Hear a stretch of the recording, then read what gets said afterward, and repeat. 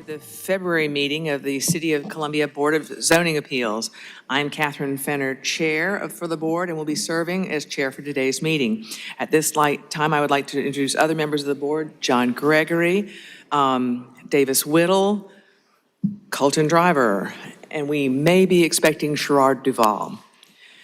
I would also like to introduce the staff that assists the board: Andrew Livengood, Zoning Administrator; Erica Hyen, Deputy Zoning Administrator; and Madeline Bowden, who is not around. There she is, over there. Land Use Board Coordinator. The board is charged with hearing applications for special exceptions, variances, and administrative appeals. All testimony is recorded for the record, and anyone wishing to speak will need to be sworn in and come to the podium to speak. No testimony can be taken from the floor. When you come to the podium, please state your name and please speak clearly into the microphone because this meeting is being recorded. Applicants with cases before the board are allotted a presentation time of 10 minutes. This time also includes all persons presenting information on behalf of the applicant. This time limit does not include any questions asked by board or staff regarding the case. Any member of the public may address the board in intervals of 3 minutes or 5 minutes if by a spokesperson for an established body or group of 3 or more. The applicant then has 5 minutes for rebuttal. The board reserves the right to amend these limits on a case-by-case basis. Those of you who plan to speak must be sworn. If you are here as an applicant or here to speak on any case, please stand at this time and raise your right hand.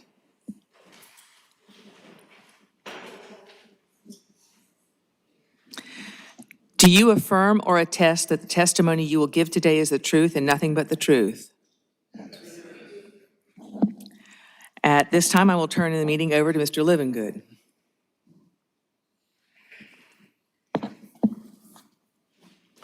Hi, good afternoon. So the first item on the agenda is a consent agenda, which we have one item, which is the January 2nd, 2025 minutes. And that is the only item on the consent agenda. Do I have a motion to approve the consent agenda? Motion to approve the consent agenda. Second? Second. All in favor? Aye. All right. Okay, so we will now proceed with the regular agenda. Okay. And the first case on the regular agenda, and actually the only case on the regular agenda, is a special exception at 3409 and 3411 Farrow Road.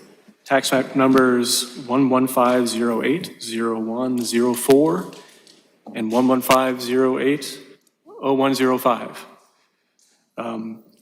This property is zoned NAC, which is Neighborhood Activity Center / Corridor. And this is a special exception to establish a convenience store in the NAC district. And I'm going to go through these maps real quick and then describe the case.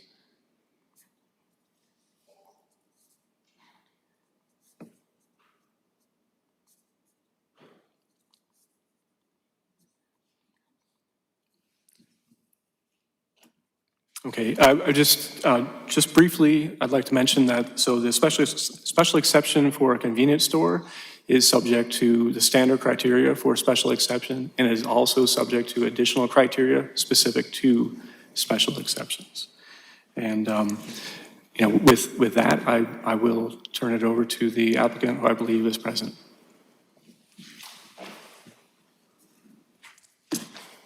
Good afternoon. I'm Alex. Sorry about that. I'm Alex Shishis. I'm here with my client, eSpot. It's owned by Mrs. Sheeta and Mr. Samir Patel, and they have experience operating convenience stores and gas stations in North Carolina and South Carolina, and recently they've purchased the subject parcel. This is a family business. They're not going to be an absentee landlord. Together with their son, who's at Clemson, they will be operating the store. And when I first reviewed the file, staff notified me that there have been prior attempts to reopen a store here and have been denied due to community concerns that boiled down to alcohol.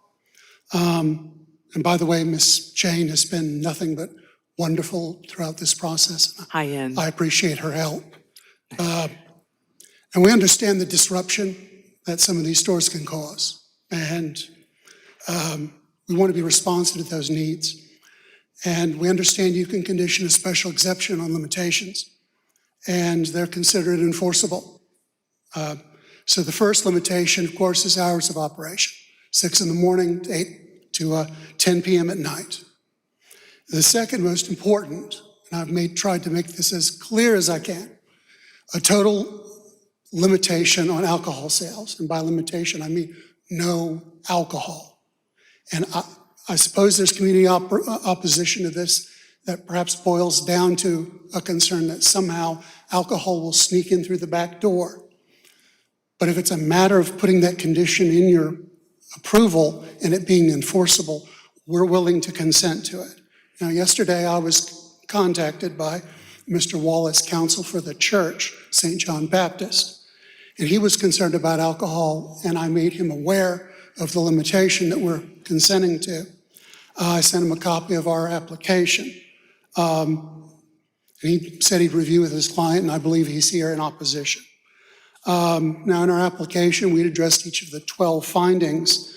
And, while I was planning to discuss a couple, I really think that this is all boiling down to just the one thing, and that's alcohol.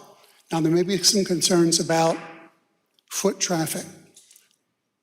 If limiting foot traffic beyond what the anti-loitering plan requires, if addressing foot traffic is what it takes to get this board to yes, we are willing to put up a fence behind the building to prevent foot traffic from cutting through. We understand that. When you look at the special exception requirements are,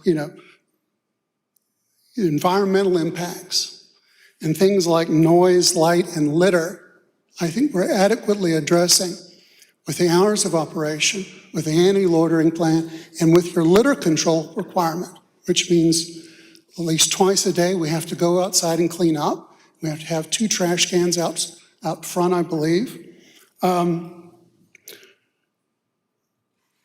Look, one other thing is if there's concern about loitering and foot traffic, there's loitering and foot traffic now. And I'm not sure how a store that can't sell alcohol is going to have more loitering and foot traffic than an empty store with the lights off. There's also the question of proliferation of uses that came up in prior denials. There is one convenience store to the south along Faro that's established. The other nearest convenience stores, well, there's one clear on the other side of 277. And then the nearest one from that is, I guess, east on Beltline Road. And that is beyond eyeshot of this intersection. So I'm not sure how there would be a proliferation of similar uses. This immediate area does have some disused parcels, including an out-of-use car wash, the restaurant, I mentioned St. John the Baptist, 2 rather disorderly-looking car lots, a strip mall with small businesses, and then if you look to the north, to the block north, there's an entire block of small businesses that are completely out of use with the exception, I think, of a barber shop. And I believe that this property has been out of service probably for more than 10 years. I'm a resident, local resident. My firm is here. I go by the site every day. I think it's been out of commission more than 10 years. Now, my client bought this property, wasn't aware of the history. That's not on you, that's on us. But if we're willing to answer all of the concerns and deal with foot traffic and eliminate the alcohol, which I think is the root of the problem, most of the problems, I think maybe our clients deserve to take a shot at it. If you're insisting on alcohol being sold, there's always the question about whether or not it's going to be a de facto booze shop, and we're not doing that. It is hard for me to imagine anything else that could be in this spot other than a convenience store when you consider the size of the parcel, the building that's on it, the appurtenances that are there. Now, we have no plans to sell gasoline at this point.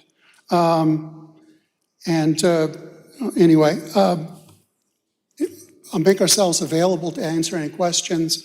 Mr. Wallace asked if, he could examine my clients. And while that's apparently unusual for a hearing like this, I don't have any objection to anybody asking any of us any questions. And I welcome your questions. Thank you. Does anyone have a question at this point? Yeah, I'll ask a question and appreciate your application. Besides Mr. Wallace, have you had any other conversations with any other neighbors or? Nobody has contacted us. And in fact, when we complied with the community outreach program to send messages to the two community organizations, one of the emails bounced. And I had to go to Ms. Chain and get snail mail address, which I then sent in. Nobody has contacted us. My clients did try to get an email contact with some people, but really to no avail. There hasn't been any communication back and forth. By the way, we have contacted the police department regarding participation in a community crime prevention program, and apparently there isn't such a program. Now, that being said, we would put in a request that the police drive by and do a property check if this is approved. I hope I answered your question. Yeah, you did. That was good. I have a second question. The application really just addressed the use itself. What sort of, and there's a value of improvements in here, I think of $50,000. Do you have any idea what the building might look like? Because it's certainly been vacant for a while, eyesore. Do you have any idea of sort of improvements, what they might do to it, especially to the exterior, interior, anything like that? I think generally what we'd be talking about renovation. There might be some installation of LED lights in the canopy. There certainly would be landscaping. If you insist on it, we would be willing to put in a fence. On the inside, there's been renovations, paint, removal of some dilapidated equipment. You can't really see it because there's a metal shutter in the front of the building, but it's going to be under $50,000 because we don't propose new construction. I hope that was helpful. What was that last part? If it's going to be under $50,000 because of why? Because we're not proposing new construction. Okay. It's tough to spend $50,000 on just sprucing up a site like this. That's why I checked that box in the application. Yeah, I mean, I'll be curious to hear, not to get into board discussion, but I'll be curious to hear what the, any rebuttal is or any, counters. But I think if it's something that's certainly an improvement to the area aesthetically, something an improvement over what it is now might be viewed favorably. So Thank you. more very much. favorably, yeah. I've got some questions. I apologize. That's okay, that's okay. Wandered off. And I guess my first question is they're not going to sell, alcohol, which would be the obvious thing that would be a moneymaker for them. And what are they planning on selling there? Any chance of fresh fruits and vegetables, anything like that? Or what are they planning on selling? I'm curious. Right. Well, I mean, a convenience store is designed to serve the passerby driver. And I mean, it's whatever the market would bear. Now, you've got an ordinance prohibiting vape shops, for instance, other type of noxious development you might get. Well, we're too close proximity to the church. We can't do that. I believe that what would be for sale would be the general convenience store type of thing. Snacks, sort of Snacks and thing, what- like cigarettes and, Right. yeah. I mean, Okay, I don't like cigarettes either, but they're legal. sure. I haven't had any discussion about anything peculiar that they'd be selling. Okay, all right. Any other board questions? And Sherrod Duval has now joined us, by the way. He's our fifth board member. All right, any other board questions? No? All right, well, thank you very much. All right. Do we have public comments, please? Come and state your name and for the record. How you doing? I'm Aaron Wallace. I'm here on behalf of St. John Baptist Church. I'm an attorney. And we're in, St. John Baptist Church is in the house today, so I'd like members of St. John to stand up. Okay? And we're very much opposed to the 3409 Road convenience store. Our church includes a preschool and a playground. It's located in close proximity to the subject property. We're deeply concerned about the adverse impacts that this proposed use may have on our congregation, the children, and the surrounding community, and have got several concerns and grounds for our opposition. One is the littering and environmental impact. The convenience store, I know they've committed to a litter control program, but the history of convenience stores in this area suggests that littering remains a persistent issue.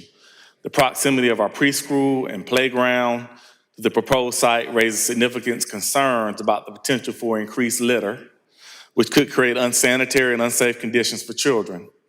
The applicant's proposed measures such as daily litter pickup, really, it's our position that they're self-serving statements. And we don't think that they adequately will address the broader impact on adjacent properties, including ours. Also, there's loitering and vagrancy. Convenience stores often attract loitering and vagrancy, and we believe this poses a direct risk to the children and families who use our facilities. The history of this property and the surrounding area indicates that loitering has been a recurring issue, and the proposed measures we don't believe will sufficiently mitigate this concern. Also, the proposed convenience store, as I stated, is located in very close proximity to our church, to our preschool, to our playground, and these are sensitive areas and sensitive uses that require a safe and secure environment. Potential for increased pedestrian and vehicular traffic, as well as the congregation of individuals near the store, will disrupt the peaceful character of our property and compromise the safety of our children. We also have public safety and nuisance concerns. While the applicants propose limited hours of operation, to 6 a.m. to 10 p.m., and a prohibition on alcohol sales, we don't believe that those measures will sufficiently address the potential for nuisance concerns. Convenience stores are often associated with increased law enforcement responses due to incidents such as theft, loitering, and disturbances, and we believe that the reestablishment of this store will exacerbate these issues in an area that's already struggling with public safety concerns. We also believe that it's going to have an impact on our community character. The reestablishment of a convenience store at this location does not align with the character and needs of the surrounding community. The area already has several convenience stores within close proximity, including the Hot Spot, which is 0.2 miles away, Roberts, 0.4 miles away, and we believe that adding another store is just going to lead to an oversaturation of similar uses, which will hinder the development of a more diverse and community-serving businesses. We urge the City Council to deny the special exception request for the proposed convenience store at 3409 Farrell Road. While we recognize the applicant's alleged efforts to address community concerns, we believe that the adverse impacts on our church, our preschool, our playground, and the broader community outweigh the benefits of reestablishing this use. We respectfully request that the council prioritize the safety, well-being, and character of our neighborhood in its decision-making process. I'm happy to, if with the panel's permission, I'd like to question the potential store owners to address some of the community's concerns, with your permission, of course. Is that acceptable, Mr. Livingood? Can I ask a question? Sure, go ahead, John. What would you hope to, I'm not opposed to that, but what would you hope to gain out of that by doing it? I think we can narrow down some of the issues that the community is having and see what their response is and maybe see whether or not it addresses those concerns or not. Isn't the proper protocol for that for them to state and then allow the person submitting the appeal to speak and then they get a chance to rebuttal? Isn't that the proper? Well, Right. Yeah, I mean, normally, right. That I think it's appropriate certainly to ask the questions, but allow the applicants the chance to rebut the questions, or answer the questions as would be, but not necessarily like a cross-examination type of thing from the.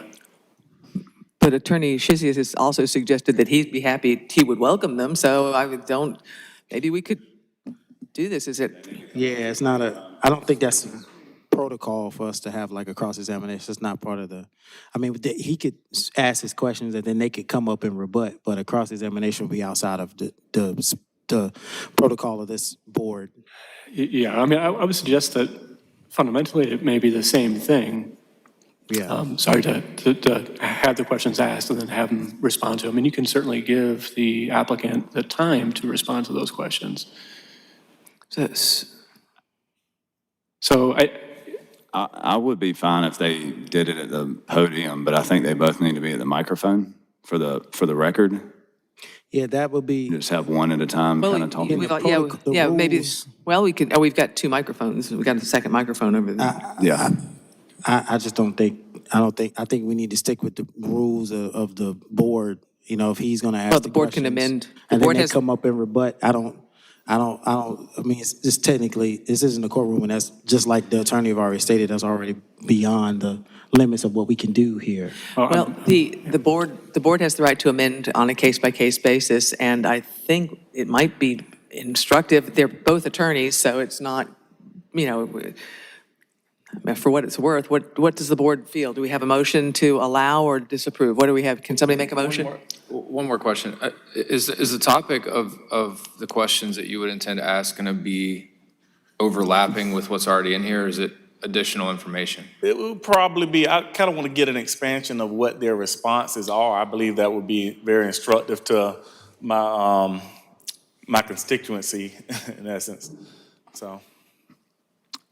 I think it would be constructive. You got two people willing to do it. I mean, why not let them? I don't, Okay, can we get a vote on yay or nay? So all in favor, say aye. Aye. Aye. Aye. Aye. nay. All right. Well, the motion carries, so we've now amended on a case-by-case basis. So come up and ask your questions, I guess. Sort of a, That's how we're gonna do it. And I speak pretty loudly if I need, they want to. you're being recorded, I think, is part of the problem. Right, we do need it all to be on the microphone.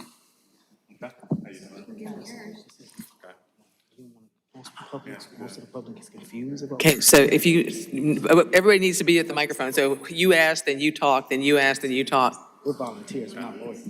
We can get one of the others. I don't know, will it reach that far? Here we go, here we go. All right. And, yeah, please state your name for the record too, yeah. Hi, my first name is Samir, last name Patel. Okay, Okay, thank you. ask your questions. Mr. Patel, how you doing today? Good, how are you? Doing well. Now, are you aware of the history of violent crime in the 3409 Farrell Road area? Not really. You have no awareness of this? Okay, and Only thing is like people saying it's two crime around the area. That's what they're saying, but nothing about history, anything like that. okay. I'm here to speak as well, President Parliament Committee, and I can't hear a word he's saying, and I don't want to ask the same question to make the same presentation. If that's okay. I'm sorry, I can't hear you and, He's saying he can't hear. okay, you can't hear? Well, turn the microphone up, it's harder to hear for him too. Speak loudly into the Okay, microphone sure. at all times. I'm sorry. Go ahead, Mr. Patel, okay. Okay, your question is that heard about the history of crime and stuff, but not really heard about particularly that store for the crime. But I heard about there's a crime going around the area, but not about the store. I never heard about it. When I bought this one and I talked to the agent who bought it from, she didn't say anything about it. It just you can open the convenience store, gas station. So I just bought it. Okay, what steps are you gonna take to mitigate crime? What do you mean? Mitigate crime in the area? You say you're not familiar with the fact of whether or not there was crime in the 3049 Farrell Road location. Well, if you're not familiar with it and it's occurring, how do you plan on mitigating? The way I was thinking about how you do business and talk about the crime. It depends on the people who running a store, how their behavior, and crime is everywhere. But on your behavior, you can change around the area all people mind and how you keep your store. Like, when you welcome to the all customer and how you behaving and keep clean and help other people. So that way, it can control the crime. It's not the means if you open any store or anything, that means your crime coming. It's more important is how you run. If property is just staying close, it's people like homeless and other stuff and more drugs and anything could happen for neighborhood if your store is not open because no one keep eye on it. So if his store is open, it's more visible, like more lighting, and depend on like the person who running.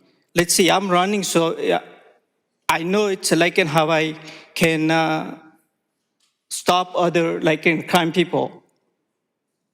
So I run this business before too, but I was trying because I already bought it, and I already tried to talk to one person, community person. She keeps saying to talk to the chamber. I was trying to talk to her personally. I messaged a couple times, but she keeps saying to see the chamber person. So I was trying to meet the person because what's the requirement, what's going on in the area, and what I can help the community. Okay. So that's the reason. Okay, but you would agree that establishing a store there, the reestablishing of a store there is going to increase foot traffic, correct? If you see there's a store around, if I open this store, do you think it's gonna more step? Right now it's closed store. It's more bad people gonna become if it's closed property. If it's open, lighting, then there's less crime. But what measures are you taking? So what kind of lighting are you going to have? I think we've already we've gotten representations about the lighting that's going to be there and so on. I think so. Yeah, I'll move on from that. Okay. Well, why do you believe that this store is necessary when there are similar stores all across the area and the community? It's not mean that the necessity. There's already store there. I understand that. But people could get the chance to open a business. So you get more better in the city. People can see, oh, this is it's not the bad area. If it's open, that means it's like in a live. It's not derelict. It's not a derelict property. Yeah. Okay. I see. Well, what steps are you going to take to ensure it's not a derelict property? Well, he's opening it up and lighting it, so. Well, we haven't established what type of lighting he's going to have. I mean, if he's got one little lamp there, that's not going to do much good. I mean, that's not explanation I have to give right now because Yeah, I think we maybe need to cut this short. I don't think we're getting anywhere here. Do you have any final questions? Yeah, let me do this. How do you plan to mitigate the potential for noise disturbances? What do you mean? Noise disturbances in the area by opening up the store. The community is surrounded by houses and elderly people, and you're planning on being open. How are you going to mitigate against noise disturbances? Not sure what noise you're talking about. I'm not sure I And the understand. increased traffic of people going to the store. How are you planning on mitigating against it? Look, the submission notes the hours of operation restrictions they've already agreed to impose. I don't think it's fair to hold him to noise in the entire area when we're also talking about cars going down a busy road outside of those hours. I would want to keep what you're asking him to what's within his control on that parcel. Okay. But the hours from 6 to 10, right? I mean, you're talking about being open later into the evening. So that's one of our concerns. Okay. All right, if we could wrap this up, I think we need to move on back to rebuttal at this point. Okay. Okay? Okay, that's fine. No further questions. All right. All right. Thank you. Thank you. Great, thank you. Okay, I understand I have 5 minutes. Wait, though, I think, do we have any other people from the community who would like to speak? I apologize, I thought you No, wanted that's me to go quite all right. No, I'm first. sorry, I was just trying to see if anyone else from the community would like to speak. And we need to bring the microphones back and...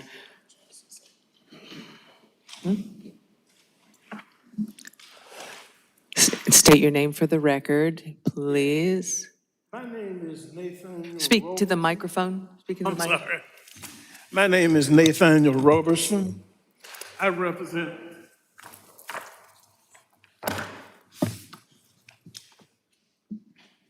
many of the senior citizens, and because of their age and mobility restrictions and that kind of thing, they've been unable to. Speak into the microphone if you can there. That's very helpful, yeah. They are few in number today, so anybody from the Farrell Road area, Booker Heights, Liberty Street, down that area, would you please stand? Yeah. What we've done is prepare a pictorial of the buildings in that area that now serve these substances that lead to this kind of misconduct. I'd like you to take a look at them. And they are more than what's in the application. What substances are you talking about? Alcohol, wine, beer. They're not serving alcohol. They will not be serving alcohol. They've agreed not to. They do not have a liquor license. I understand that, but let's do it this way. What happens is, if they get a license to come in. Yeah. How much is that? Two. If once they get a license, they will be able to build some form of credibility in the business community. At the end of 4 or 5 years, they come back and ask for beer and wine. The crowds that those businesses attract will still be there. And the place is already oversaturated with those kinds of businesses. And as the population grows older, the least they are able to tolerate that kind of conduct. And all we're asking is that you deny this permit, don't give them the opportunity to build credibility in the community. Then eventually, it would be so easy for them to get a license, it's almost like just handing it to them. And they are still getting older. The problem still persists. I don't know how many of you had the opportunity to go through that community, but I come through there 3 or 4 times a day, to and from work, going to and from court, and that kind of thing. And they're congregating out there as if they're being invited. And some of the conduct that you see is not conducive to having an environment where you can properly discipline children. The property for which this proposal is being made, the adjoining property is residential properties. You can see them sitting out on where flag poles have been torn down, they're sitting and they're congregating there. There was, Yeah, I'm sorry, your time is up. oh, I'm sorry. All right. All right. Are there other members of the community who would like to speak?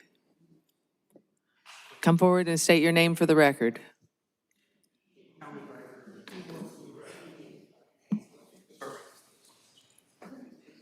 Hello, how are you all? I'm Regina E. Williams, and I am the president of Booker Washington Heights neighborhood.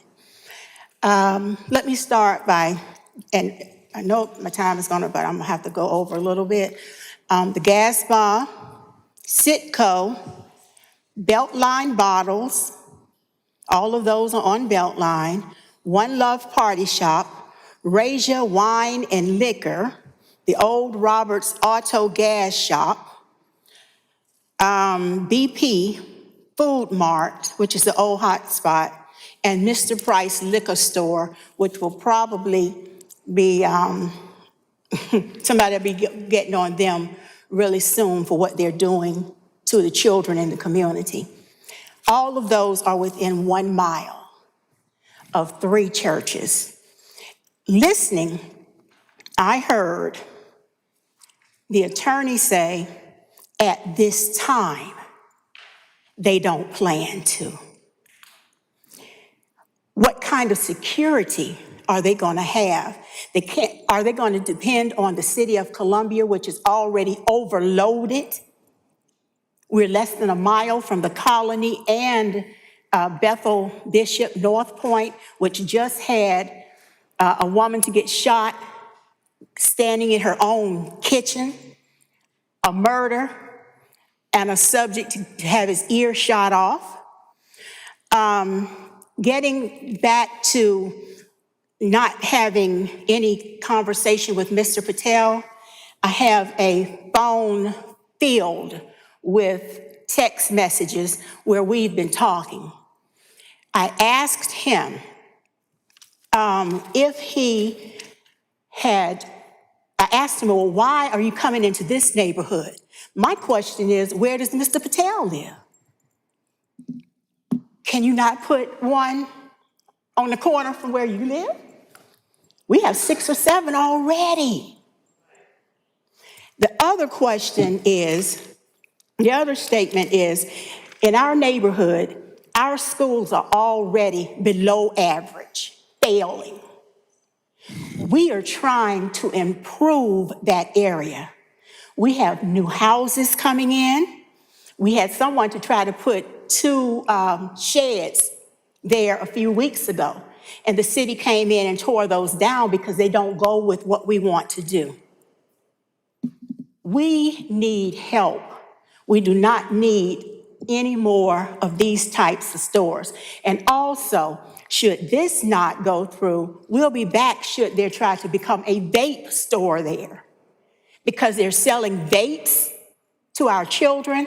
They go to school, they get suspended because it's illegal. So we need your help. Now, I asked Mr. Patel, he told me that someone just sold it to him and he didn't research. And he said that he had put a whole bunch of money into it. He and his family, I have the stuff here. He and his family had put money into this store, and they needed to get there because they couldn't, they didn't have any money. They were desperate. I said, sir, did you go to the Columbia, South Carolina Office of Business Opportunities? They would have helped you to do a business plan. They would have assessed the needs of that area. And in the past, what we have found to happen is when someone comes and opens a store and they have another store somewhere else in the city, they simply transfer the license to that store. So in essence, it's not a lie that the license, they're not going to ask for it. It may be an omission of truth. And this is what we want you to understand. It's not a dirty neighborhood. I'm a 30-year retired educator, city leader, and I was born and raised in that community, that church. And we need your help to help the city of Columbia.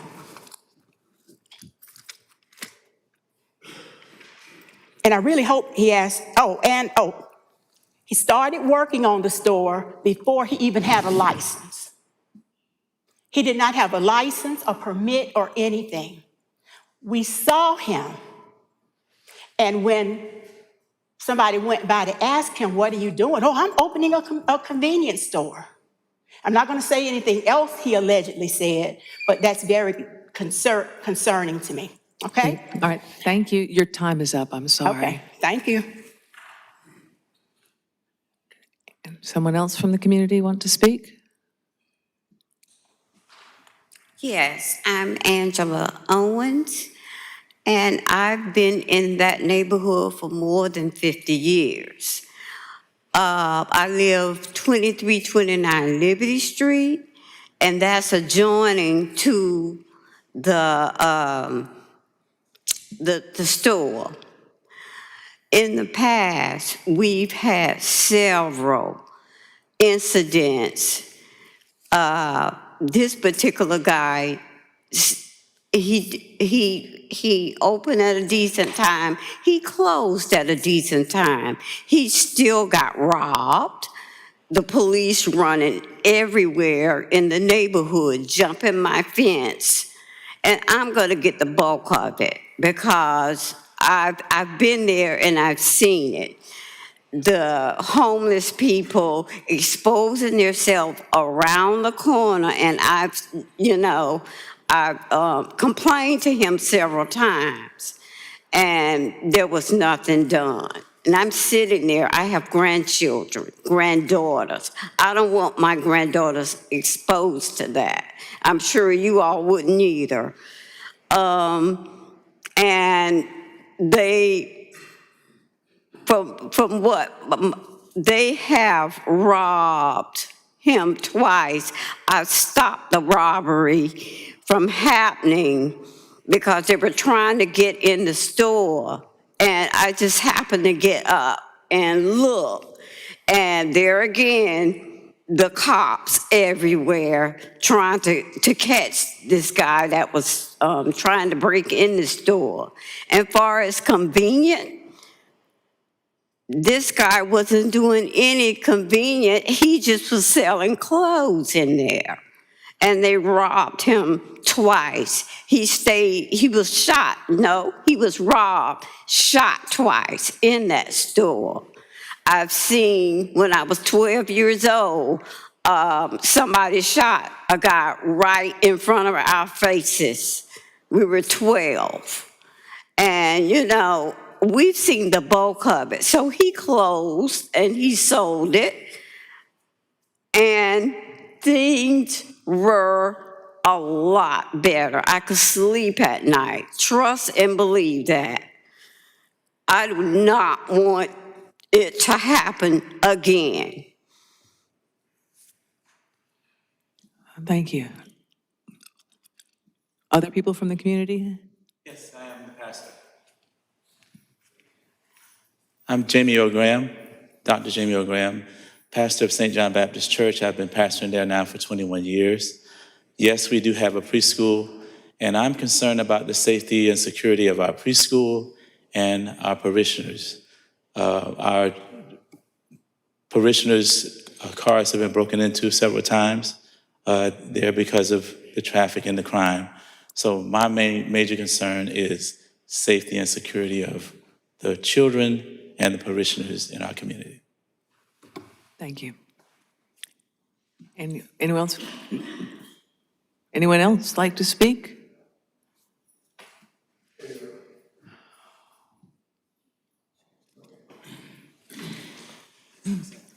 No, that's fine. State your name for the record, please. My name is Gentara Williams. Speak up a little. Gentara Williams. Move the microphone up a little, maybe. Yeah, there you go. My name is Gentara Williams. I've been living there for 29 years, just turned 29. I don't want another convenience store there. Maybe like a burger shop or a coffee shop, because it's right near the hospital. You have students coming by every day. Give us something to stop for.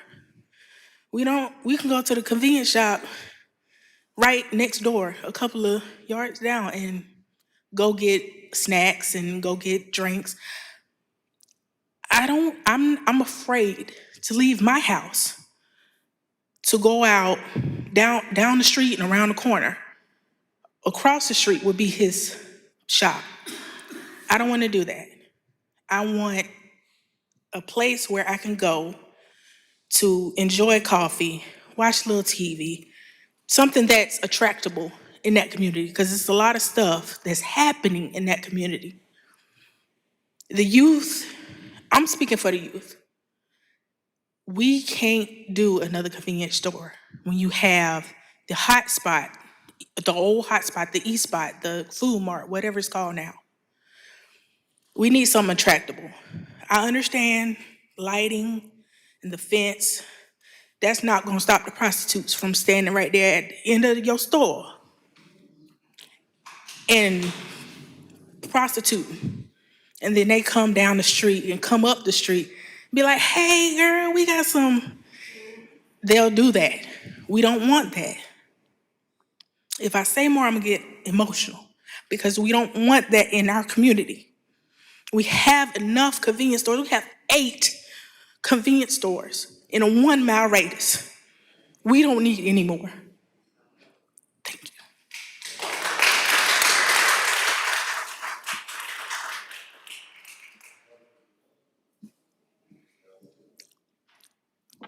you. State your name. Leon Corley.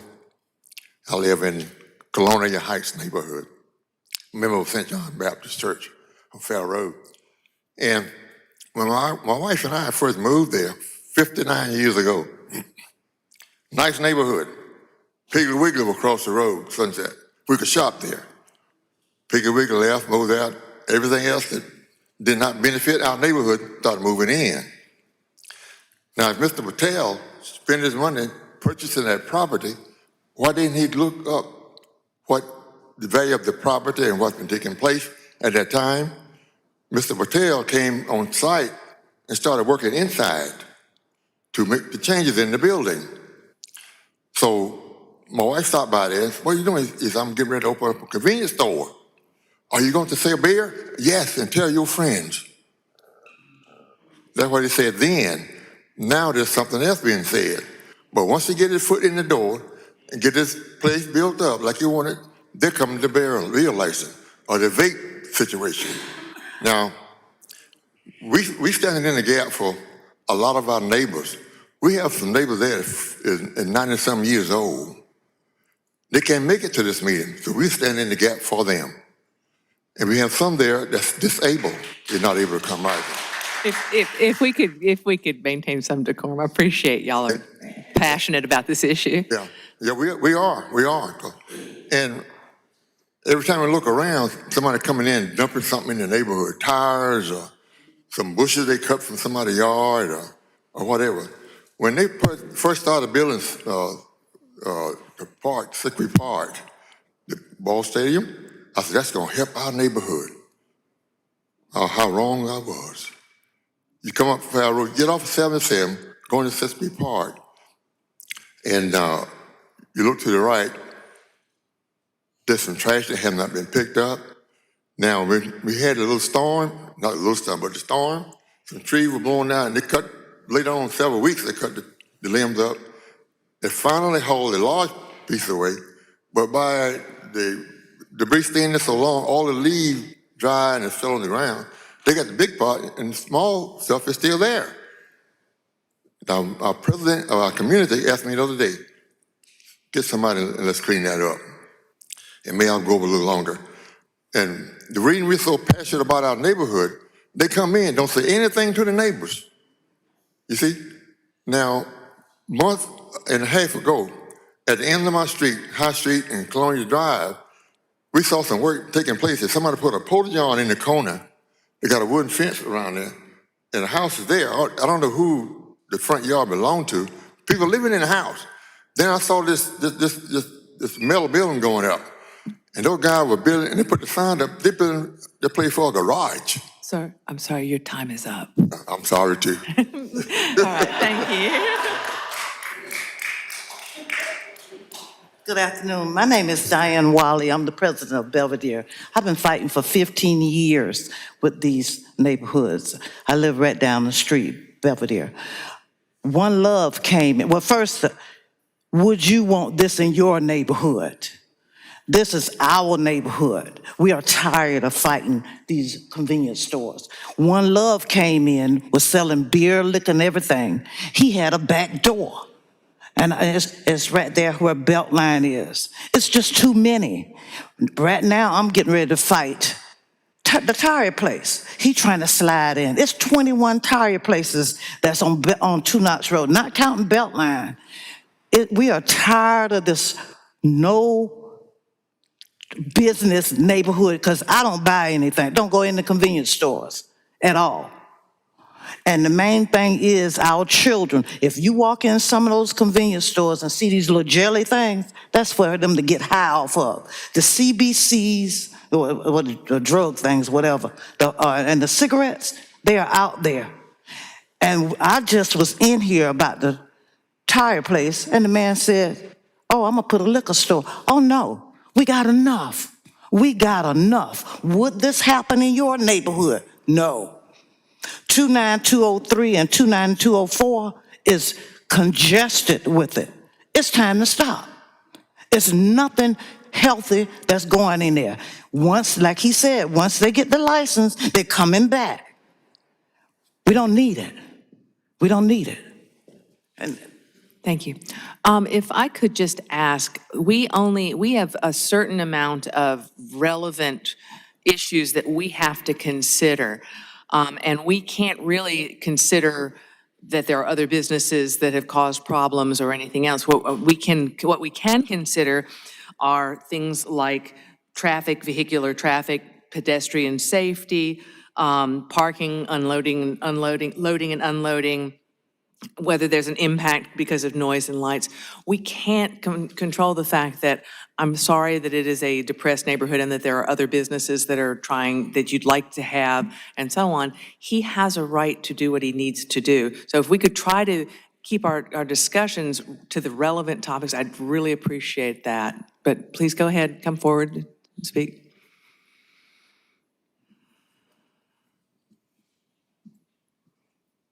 My name is Edison Morris, and I'm at 2328 High Street. My family moved there 1965. That building that he wants to put a store in, I know none of y'all probably been out there to see that area. That building is not big enough to put a store in, okay? Now, I don't know what, I heard you ask the question, but I didn't hear his answer as to what he's going to sell. It's only a little bit he could sell.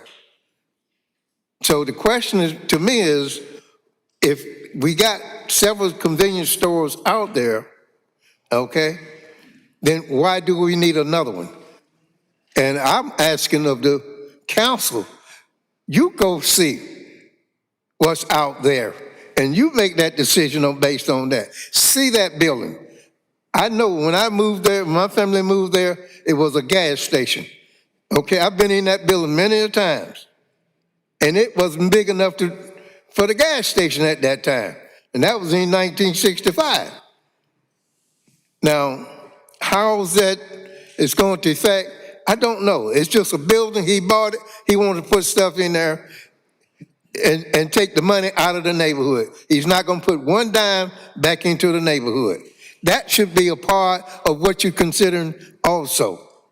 You know, why take the money out of the neighborhood? He's going to take it back to his neighborhood where he's living well and not put a dime back in there. So my point of view is, out of the 5 of you, one of you need to go out there and see the building, then make a decision on it and see what's out there. Why do we need another one? Actually, Mr. Gregory, I believe you did go out and see it. Thank you.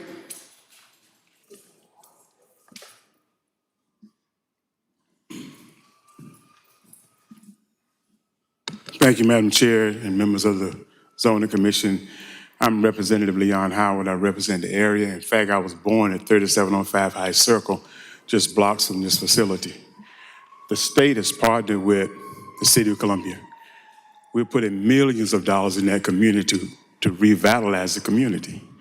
And what we have here now is water being poured on a very positive project. We put millions of dollars into the Booker Washington Heights community. What this will do is create an adverse effect on the projects in that, one, it's not going to be safe for residents in the community. It's going to create a tremendous amount of traffic hazards In that community, there's a tremendous amount of seniors live there who cannot afford to maintain their homes. They cannot afford to do roof and HVAC and plumbing. So I stepped in as a member of the South Carolina House of Representatives Ways and Means Committee, did millions of dollars of flow-through money to the city of Columbia and to revitalize these citizens' homes who have been neglected and overlooked for decades. Now, to have this type of business come into the community, it's going to increase negative traffic. It's going to create an unsafe environment for seniors, and they don't deserve that. And I wish that you all would deny that based on safety issues, traffic issues. And thank you for your time. Thank you. Hello, my name is Tyra Little, and I am Richland County Council District 3, and this community falls in my district. As you've heard the overwhelming cries, we're trying to revitalize this area. We want something that's going to be positive, that creates a positive environment for us. This is not going to do it. And so I don't want to beat the horse because it has already been beaten, but there's a saying that they always say, when we don't have a seat at the table, then we're on the menu. And our community has been on the menu for a long time. I don't think any of you would want that in your neighborhood. We are fighting as hard as we can to get it back. We need some help. And so we're asking that you deny this on today. Thank you. Thank you. I note that Chief Holbrook is in the audience. Would you care to say anything to us? Do you have any opinions? Would you care to speak?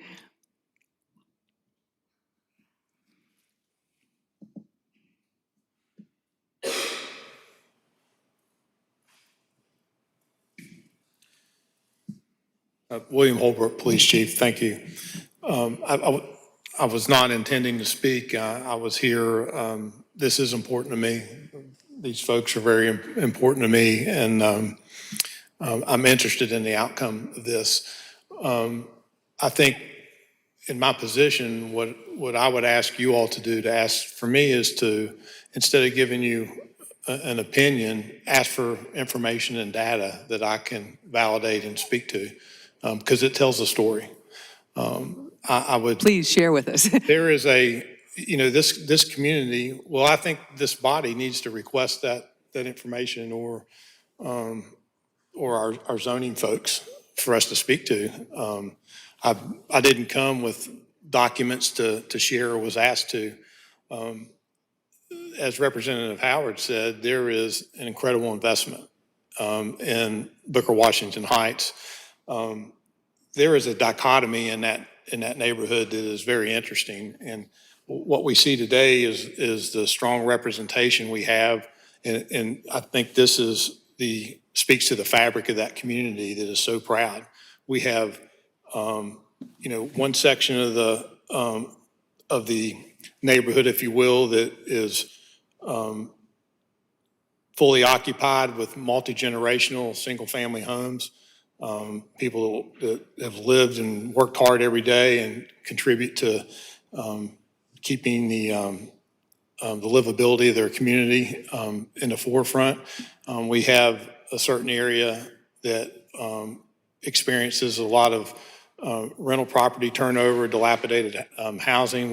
They work very closely with our code enforcement officers to make sure we're addressing blight. We've just done some tremendous work with our forestry and lighting to cut back some overgrowth, to improve lighting. We've done some tremendous work with one of the problem convenience stores that is within close proximity of this location, where everything that you heard described was going on, and it's not fixed yet, but it's a work in progress.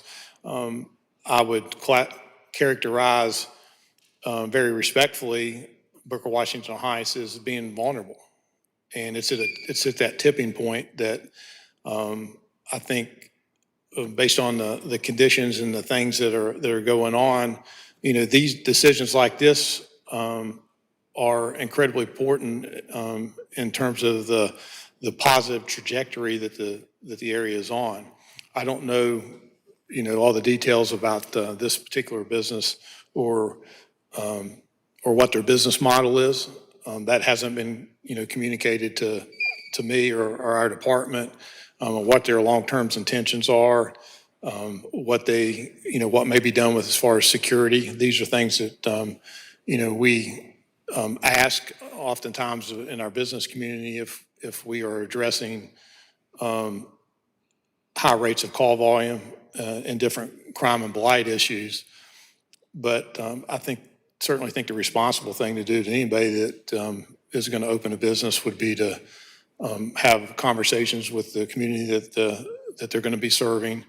In this type of business, I think it would be very advantageous to speak with law enforcement to discuss things that we see that can be impediments to a successful business and things that we know ensure that a business is not only safe for the people working there, safe for the patrons, and it has a positive impact on the community. I think the fact that this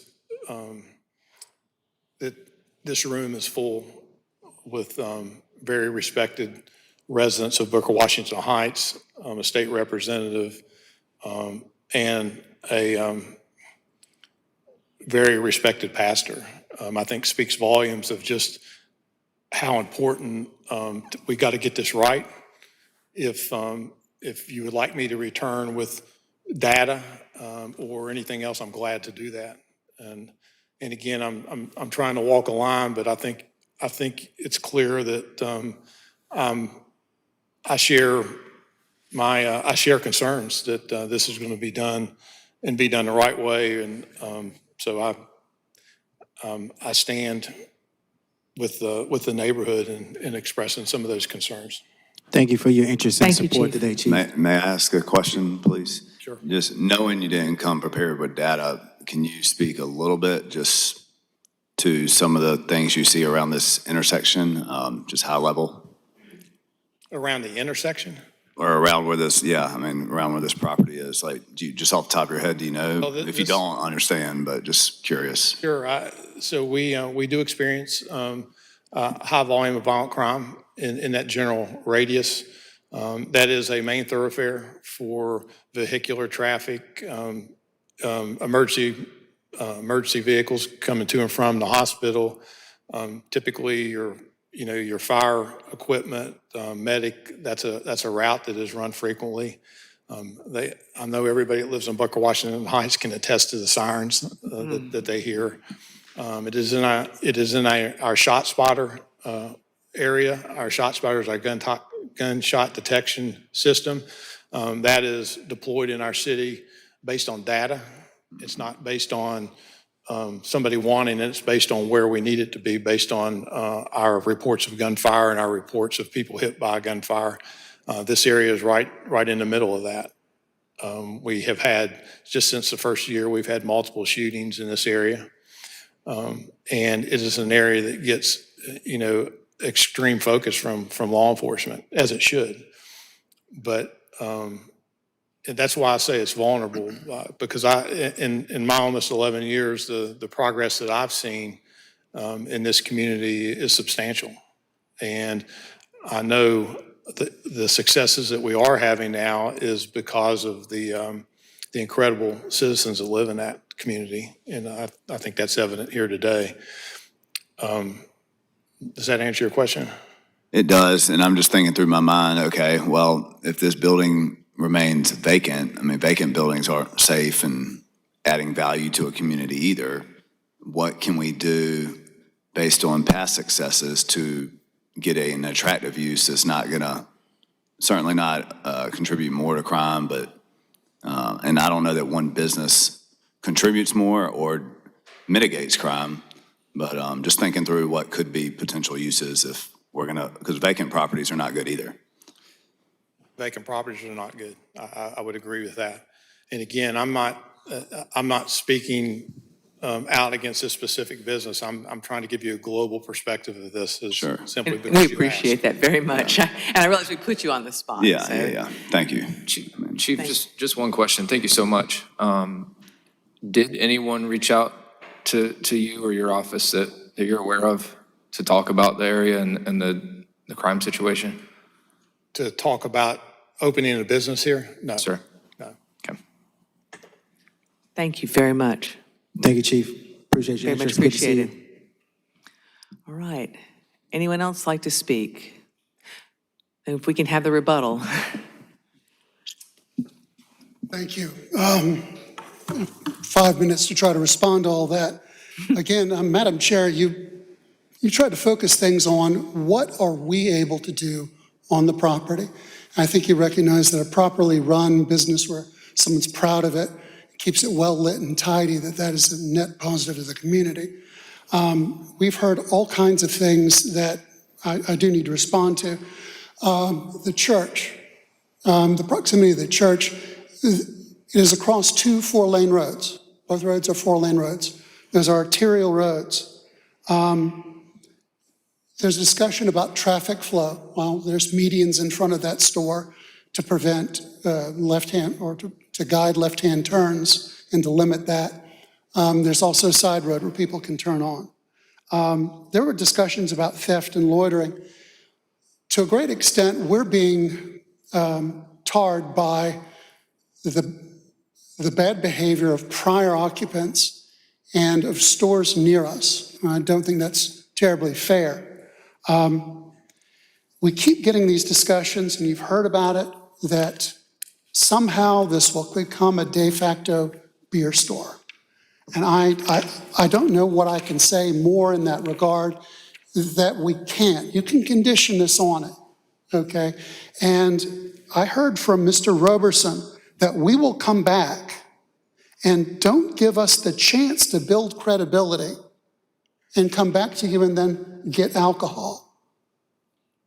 That is the strangest thing I've ever heard. Don't give us the chance to prove ourselves. That's terrible. All right, there are some other stores there to the south. There are only really 2 stores nearby that are within eyeshot, the Hot Spot, and then there's a store on a side street. The other stores are out of view and across 277. Again, what can we do on our own property? There's some discussion about this will become a vape store. As I said, it's not allowed under your zoning ordinance, period, because of the proximity of the church. There was some discussion about some people being angry that my client had gone into the place to try and renovate it. You don't need a zoning permit to paint and do carpentry work. And I submit to you, I think I'll leave you with this. I think the community is better off with a well-lit, well-run, managed convenience store than an empty, vacant, dark, shuttered, dirty lot. And with somebody who's proud of what they're doing and who'll chase off loiterers and, as I've heard, prostitutes, and won't allow that kind of thing to happen in front of their store. If there's concerns about foot traffic and it gets you to yes, we will put up a fence to prevent cut-throughs. I know that's a significant crime issue, cut-throughs. We've heard that we will to contact law enforcement.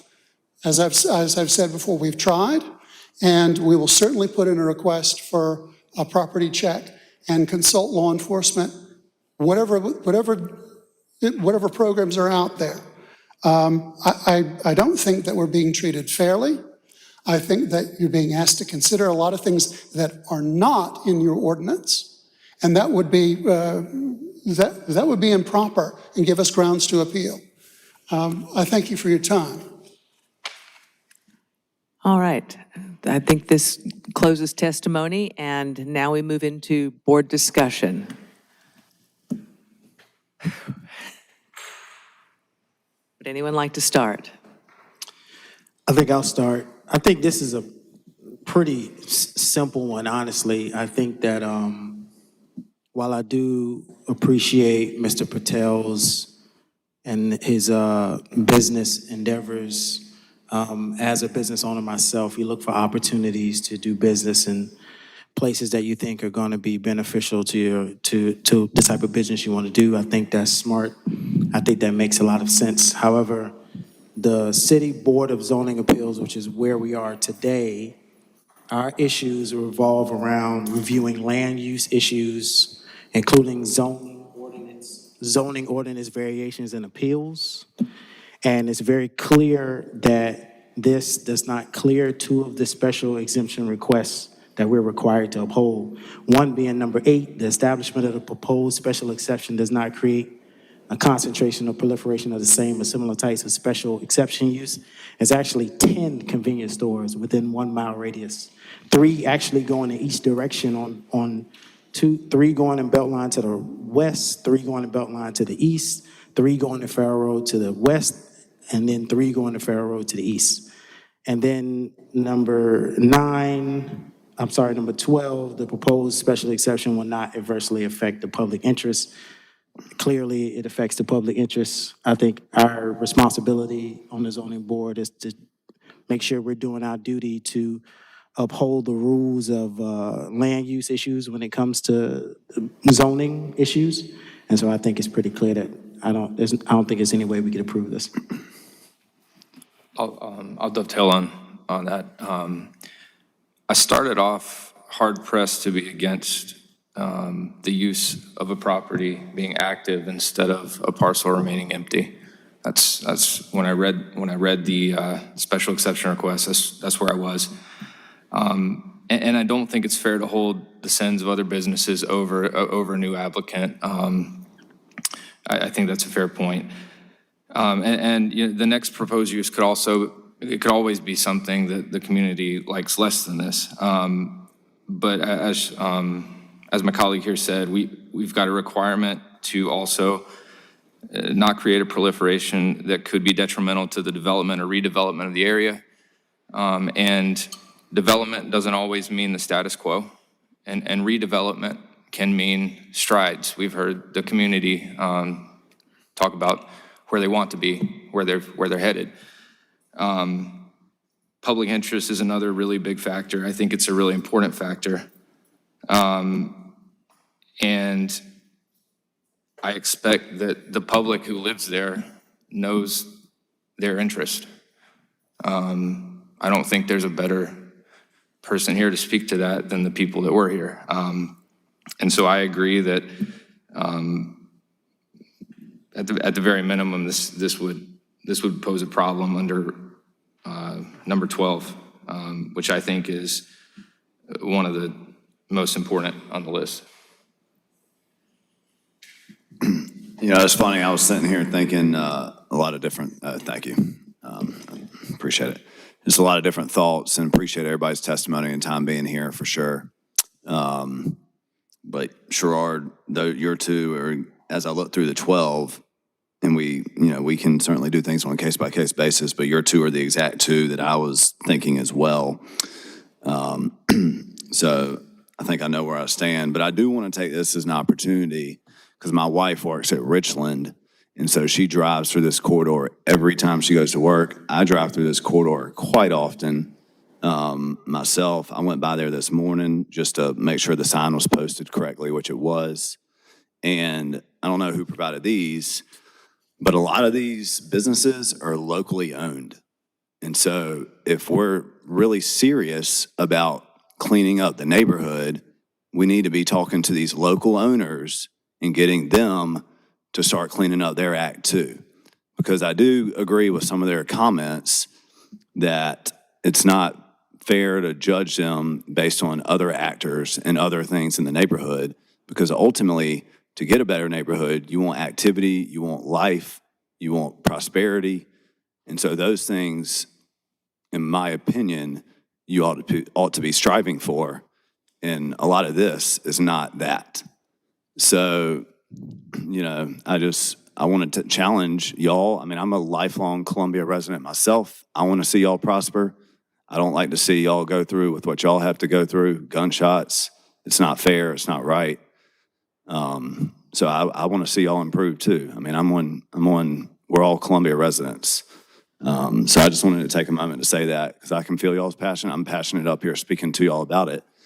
And I think if we're going to judge them by, you know, what y'all are talking about, y'all need to be judging these people too. So I'll just leave it at that. Thank y'all. I just want to add, I appreciate those comments, John. And at the same time, with all due respect, as much as we drive through or around the community is already here. These people live there. I think they have a lot more say than we do as passersby of the community, and I think their being here today is challenging the neighborhood. So I think they're actually already doing that work. Davis? I agree. I mean, number 8 is the one I kept going back to, and number 12 certainly, because the community has shown out and shown their passion about this. I mean, this could be the most well-run store in town. You're not going to get past number 8 of the proliferation, because as we've seen, there are plenty of these similar type stores in the neighborhood. My one concern is that this property remains vacant and dark and a place for loitering. But I think that's a little outside of our scope up here. So I think I know where I stand. All right. I go down the list of criteria, and we've had it drilled. Those of us who've been doing this for a while have had it drilled in our head. We have to follow them, and I do think that we have some issues aside from the ones that you all have mentioned. I think we also have some issues with regard to creating nuisance conditions detrimental to the public interest, insofar as it's likely to result in increased law enforcement response. I think that. That's just the reality of the situation, is you are likely to have some increase in law enforcement response. I definitely think there's a proliferation in the area. I think that's a real problem. I do not think we can consider some of the things other people wanted to mention, which is, yes, it'd be really nice to have other things, there. It'd be nice to have a grocery store, and my heart goes out on that. I think it'd be nice to have a lot of better businesses there, but at this point, we have a thumbs up, thumbs down decision to make. And I do think that we have issues with potential increase in law enforcement response, as well as the proliferation in the area. And I do think that we've heard abundantly from the community that this will adversely affect their interest. I got a question for the land use and our experts that are here helping us out so wonderfully. Thank y'all. What is development? Is there any news around development or what's happening land use wise in that particular area? I mean, that's outside of our world, but I'm sure land use and planning, do either of you know? I think that certainly was a question John had earlier too. So regrettably, this is my 5th week in this position, and my prior position was working on annexation. So while I'm familiar with general concepts, my attention was placed more on the edge of the city and the donut holes. So I'm regret to say I'm not saying there's not anything. I'm just not intimately familiar at this time. Just ask. Just one. I do think that we have heard from the community, though, that they very much would like to. We heard from Representative Howard. We heard from Councilwoman that there's a real concern to improve the development in the area, and I think there have been some real positive efforts to try to do that. So, but I think that that's beyond our purview. I think we do have to stick to our criteria, and I do think we have an abundant, I feel that we have an abundant list of things. Aside from the number 8 and number 12, we also have number 7. So can I have a motion? Make a motion that we deny the special exception request. A second. Would you like to say why you wanted to know it? Yes, I'll amend my motion. I amend my motion that we deny the special exception request because it fails to meet conditions 8 or 12. I would also like to add 7. And 7, 8, and 12. We're not as good as this, Okay, Catherine. and now do you have a This Catherine second is much better. again? Yes, second. Okay, all in favor? Aye. Aye. Any opposed? All right, thank you. Do we have any other business, Mr. Chair? I was about to say, Mr. you hit the gavel. Nothing? We're done. No, that's it. Okay. I was about to say, you hit the gavel. We didn't say we were adjourned I just love it. This is Mrs. Rickenman's. This is Rickenman's gavel. I get to use it.